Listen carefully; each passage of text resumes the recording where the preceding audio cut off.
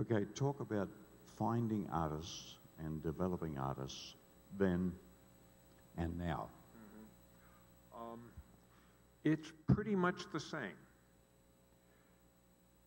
If you're an A&R person, if you're running your own record company, you take out the trash, you write the liner notes, you do some of the photography. I had an art director at the very, very beginning who worked with me and later came on full time. That was very important to me because the LP was 12 by 12 and 144 square inches of an ability to communicate with someone who's flipping through the LPs in the bins. But what you look for, and all of you who want to be A&R men may want to consider this, are the questions you ask yourself when you hear somebody new. Do I like it? Is this something different from what I've heard before? Looking at this artist, is this going to be someone who it'll be fun to work with? And are they going to be reasonable enough so you can have a good discussion or a good argument about things without anybody taking it personally? And very important for me was, do they have a sufficiently large body of work so that I know I have 2 albums almost right away? Because one of the things that's been lost over the years, but can come back with digital, is the ability to have a frequency of interaction between the artist and their audience. So an artist like Theodore Bickel, who was very important to us, would make a record every 6 months, and he was playing live, and these things fed on each other.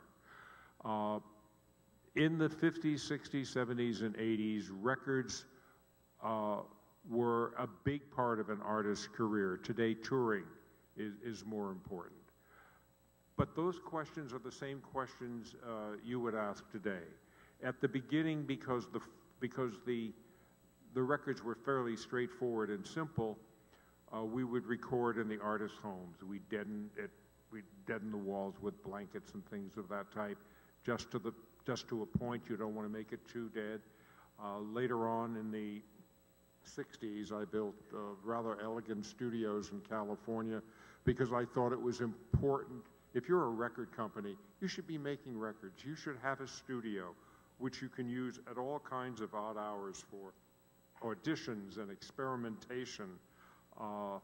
And really important, as it turned out, the ability to have an artist in the studio and everybody in the company come in at the end of the day and hear what happened and begin to generate a wave of excitement. And these people who worked with me, who shared the same vision that I had, would take the word forth. I don't think, the difference today is that the large record company is not irrelevant, but it's much less important, and artists can do it themselves. One of the things that digital has brought us is very low-cost recording equipment and software that will do all kinds of things that are only duplicated by the most expensive and fancy equipment when it's hardware and in the studios. But what's been lost in that is that person who is the midwife between you, your music, and the audience. The great advantage is that you shorten the path from your musical idea and performance to the audience. But there is a reason to have someone who sits there and is always pushing for better from you. That's really critical. And I always thought of myself as the, well, I guess I'm not a wife, but as sort of a midwife between the artist and their audience, and as a surrogate for the audience. I think that's very important. Digital, what we've gained in digital in terms of connectivity and social networking and all the things that you are aware of and that I don't have to tell you about, is really a plus. I'm now going to make a strange statement. I think large record companies sometimes make better records. And the reason they do is that they have the money to lavish on something that they really believe in. Sometimes studios work well and really good producers are a gigantic help. But then there are artists like Radiohead. They don't need any help from anybody.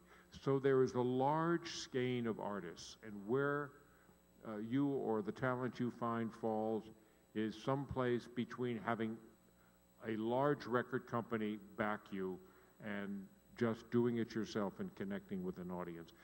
But that's what marketing is, connecting hopefully good music to willing ears.